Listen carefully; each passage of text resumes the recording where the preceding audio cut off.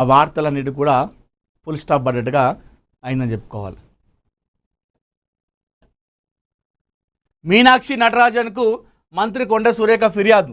కడియం వ్యవహారంపై అసంతృప్తి వ్యక్తం, సంయమనం పాటించాలని ఇన్ఛార్జ్ సూచన.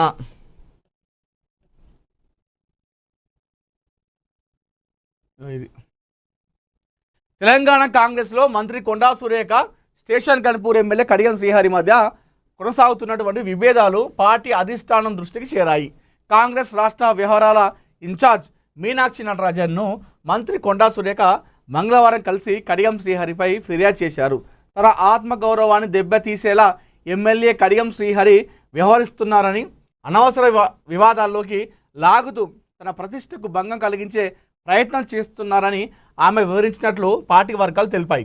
భేటీ సందర్భంగా ఇద్దరి మధ్య నెలకొన్న విభేదాలకు సంబంధించినటువంటి అన్ని అంశాలను మంత్రి కొండా సురేఖ మీనాక్షి నటరాజన్ దృష్టికి తీసుకెళ్లినట్టు సమాచారం.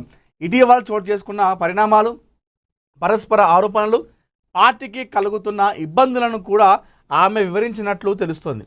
మంత్రి సురేఖ వివరాలను పూర్తిగా విన్న మీనాక్షి నటరాజన్ సంయమనం పాటించాలని సూచించినట్టు సమాచారం. చిన్న చిన్న విషయాలను పెద్ద సమస్యలుగా మార్చకుండా పార్టీ ప్రయోజనాలను దృష్టిలో ఉంచుకొని ముందుకు సాగాలని ఆమె హితవు పలికినట్టు తెలిసింది. అంతర్గత విభేదాలు బహిరంగ చర్చకు దారి తీయకుండా నాయకులు బాధ్యతాయుతంగా వ్యవహరించాలని సూచించినట్లు పార్టీ వర్గాలు పేర్కొన్నాయి. ఇదిలా ఉండగా కడియం శ్రీహరితో నెలకొన్న వివాదంపై మంత్రి కొండ సురేఖ ఇప్పటికే ముఖ్యమంత్రి రేవంత్ రెడ్డి, తెలంగాణ ప్రదేశ్ కాంగ్రెస్ కమిటీ అధ్యక్షుడు మహేష్ కుమార్ గౌడ్ని కలిసి ఫిర్యాదు చేసిన విషయం తెలిసిందే. తాజా పరిణామాలతో ఈ వివాదం కాంగ్రెస్ అధిష్టాన స్థాయికి చేరడం రాజకీయ వర్గాల్లో చర్చనీయాంశంగా మారింది. అయితే ఈ వ్యవహారంపై కడియం శ్రీహరి నుంచి అధికారిక స్పందన రావాల్సి ఉంది. పార్టీ పెద్దలు ఇద్దరు నేతల మధ్య ఉన్న విభేదాలను సామరస్యపూర్వకంగా పరిష్కరించేటువంటి ప్రయత్నాలు చేస్తున్నట్లు కాంగ్రెస్ వర్గాలు వెల్లడిస్తున్నాయి. కాంగ్రెస్ ఏదైతే ఉమ్మడి వరంగల్ జిల్లాలో ఈ పెద్ద వివాదం నడుస్తూ ఉంది.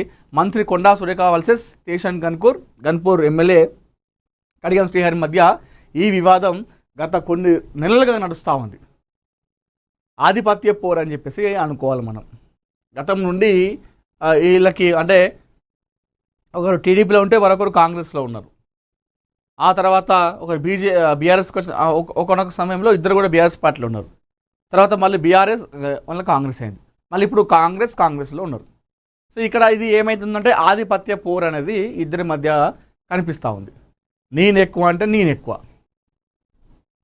ఇది నడుస్తూ ఉంది. అయితే ప్రస్తుతం మంత్రిగా ఉన్నటువంటి కొండా సురేఖ కాంగ్రెస్ పార్టీలో, స్టేషన్ గన్పూర్ నుండి బీఆర్ఎస్ పార్టీ నుండి ఎమ్మెల్యే గెలిచిన కడియం శ్రీహరి అధికారం కోల్పోయిన తర్వాత కాంగ్రెస్ పార్టీలో జాయిన్ అయ్యిండు. అయిన తర్వాత అయితే అక్కడ అధికారిక కార్యక్రమాలు ఏది ప్రోటోకాల్కు సంబంధించినటువంటి విషయాల్లో ఆయనే పాల్గొంటున్నాడు వితౌట్ మినిస్టర్ పర్మిషన్. అంటే ఒక మంత్రికి సంబంధించినటువంటి శాఖ ఏది ఉంటుందో ఆ శాఖలో ఆయన వేలు పెడుతున్నాడు. సమావేశం ఏ విధంగా పెడతాడు, అది నా శాఖకు సంబంధించినటువంటి అధికారులతో ఏ విధంగా సమావేశం పెడతాడు. మంత్రికి ఉన్నటువంటి ప్రోటోకాల్ ఉంటుంది, అందులో ఎమ్మెల్యే ఎలా వస్తాడు, కనీసం ఇది కూడా తెలియదా? 40 సంవత్సరాల రాజకీయ చరిత్ర అని చెప్పేసి చెప్తాడు, సీనియర్ లీడర్ అని చెప్తాడు. కడియం శ్రీహరికి ఇది కూడా కనీసం తెలియదా? మళ్ళీ నేను ఒక మంత్రిని కలిసి నాకు చెప్పకుండా నా శాఖలో ఆయనకేం పని, ఇదంతా జరుగుతూ ఉంది, దయచేసి దీన్ని పట్టించుకోండి అని చెప్పేసి ఇప్పటికే ముఖ్యమంత్రిని కలిసింది, పిసిసి చీఫ్ని కలిసింది, ఇప్పుడు ఇన్ఛార్జ్ నటరాజన్ కూడా కలిసి తన బాధ, తన గోడుని మొత్తం కూడా చెప్పుకుంది.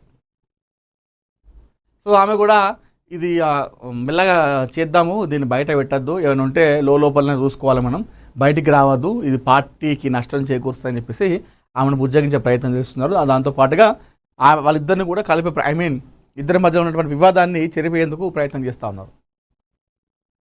మరి కడియం శ్రీహరి గారు ఎందుకు ఈ విధంగా చేస్తూ ఉన్నారు? ఆయన ఒక సీనియర్ లీడర్, ఆయన చూడని కథ కాదు, చూడని పదవులు కాదు ఇవన్నీ కూడా. ఉమ్మడి రాష్ట్రంలో ఉన్నప్పుడే ఆయనే టాప్ 3లో ఉండే. అంటే చంద్రబాబు నాయుడు గారు అధికారంలో ముఖ్యమంత్రి ఉన్నప్పుడు టాప్ 3లో ఉండే కడియం శ్రీహరి గారు. అంత పెద్ద నాయకుడు, మరి డిప్యూటీ సీఎంగా కూడా పనిచేసిండు అది తెలంగాణ వచ్చిన తర్వాత. మరి ఎందుకు ఈ విధంగా అంటే మరి వయసు పెరిగిన కొద్దీ మరి ఆ విధంగా ఏమైనా చేస్తున్నాడా, లేదంటే కావాల్సుకొని నేను ఎమ్మెల్యే ఉన్నా ఈమె నా కింద చిన్న లీడరు మొన్న వచ్చింది, నా జిల్లాలో ఇక్కడ మంత్రిగా ఉంది, నేను ఎమ్మెల్యే ఉండడమేంటి అని చెప్పేసి ఆయన అనుకుంటున్నాడా మరి ఏదో తెలియదు. కానీ సరే, పర్మిషన్ తీసుకొని సురేఖ గారు నేను ఇట్లా చేస్తూ ఉన్నాను, సో నీ శాఖలో కొన్ని ప్రక్షాళనలు ఉన్నాయి, ఈ విషయం పైన నేను ఒక మీటింగ్ పెడతా, ఆఫీస్కి వెళ్తా అని చెప్పేసి ఒక మాట చెప్పేది ఉండే. ఫోన్ చేసి చెప్పినా కొంచెం హుందాగా ఉండదు. వితౌట్ పర్మిషన్, ప్రోటోకాల్ పాటించకుండా ఎమ్మెల్యే గారు, అంత పెద్ద సీనియర్ నాయకులు కడియం శ్రీహరి గారు ఆ విధంగా చేయడం అనేది ఇది కరెక్ట్ కాదు. ఇప్పుడు ఈ కాంగ్రెస్ పార్టీలో ఇలాంటి కుమ్ములాటం జరిగితే ఏమవుతుంది? లాస్ట్కి నష్టం ఎవరు జరుగుతుంది? కొండా సురేఖకి జరిగేది, కడియం శ్రీహరికి జరిగేది. ఎవరు జరుగుతుంది అంటే కాంగ్రెస్ పార్టీకి జరుగుతుంది. పార్టీకి నష్టం చేకూరుతుంది అల్టిమేట్గా, ఫైనల్గా. సో ఈ వివాదాన్ని ఎంత త్వరగా వీలైతే త్వరగా దీన్ని సామరస్యం చేయాలి, లేకపోతే మాత్రం పార్టీకి నష్టం చేకూరేటువంటి అవకాశం అయితే చాలా కనిపిస్తూ ఉన్నాయి.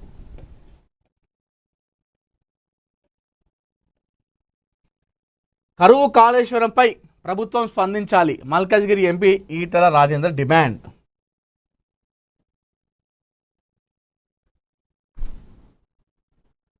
కరువు పరిస్థితులు, కాళేశ్వరం ప్రాజెక్టు భవిష్యత్తుపై ప్రభుత్వం స్పష్టమైన కార్యాచరణ ప్రకటించాలని మల్కాజ్గిరి ఎంపీ ఈటెల రాజేందర్ డిమాండ్ చేశారు. మంగళవారం సోమాజిగూడ ప్రెస్ క్లబ్లో కరువు వర్సెస్ కాళేశ్వరం, కన్నెపల్లి నుంచి నీటి తరలింపు సాధ్యమేనా అనే అంశంపై నిర్వహించిన రౌండ్ టేబుల్ సమావేశంలో ఆయన పాల్గొని మాట్లాడారు. ఈటెల రాజేందర్ మాట్లాడుతూ తాను కరీంనగర్ జిల్లా వాసినని, హుజురాబాద్ ప్రజల నీటి కష్టాలను 25 ఏళ్లుగా చూస్తున్నానని చెప్పారు. రాష్ట్రంలో ఏర్పడుతున్న కరువు పరిస్థితుల నేపథ్యంలో ప్రభుత్వం రాజకీయ విమర్శలకు బదులుగా రైతులను ఆదుకునే చర్యలపై దృష్టి పెట్టాలని సూచించారు. కాళేశ్వరం ప్రాజెక్టు అంశంపై రిటైర్డ్ ఇంజనీర్లపై ముఖ్యమంత్రి చేసిన వ్యాఖ్యలను ప్రస్తావిస్తూ వారిపై చేసిన వ్యాఖ్యలకు సీఎం బేషరతుగా క్షమాపణ చెప్పాలని డిమాండ్ చేశారు. లక్ష్మీ బ్యారేజ్ పిల్లర్లు కుంగిపోవడం వంటి అంశాలపై బాధ్యులు ఎవరైనా వారిపై చర్యలు తీసుకోవాలని, అయితే ఆధారాలు లేకుండా అందరిని విమర్శించడం సరికాదన్నారు. తాము ఏ రాజకీయ పార్టీకి మద్దతుగా మాట్లాడడం లేదని, రైతులు ప్రజలు న్యాయం ధర్మ కోసం మాత్రమే మాట్లాడుతున్నామని స్పష్టం చేశారు.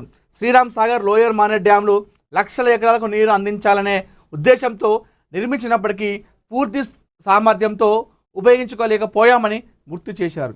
ఎల్నినో ప్రభావంతో రాష్ట్రంలో తీవ్ర కరువు వచ్చే అవకాశాలు ఉన్నాయని శాస్త్రవేత్తలు హెచ్చరిస్తున్నారని ఈటెల పేర్కొన్నారు.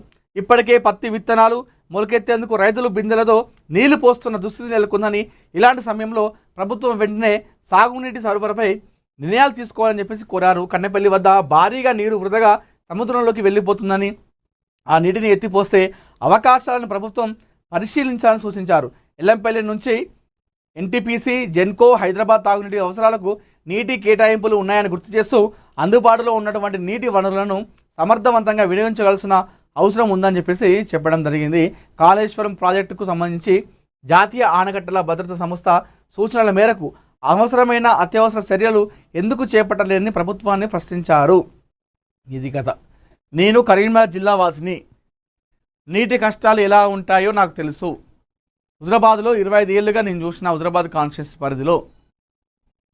సో కరువుతో రైతులు, ప్రజలు అటు సాగునీరు ఇటు తాగునీరు లేక చాలా ఇబ్బంది పడుతున్నారు.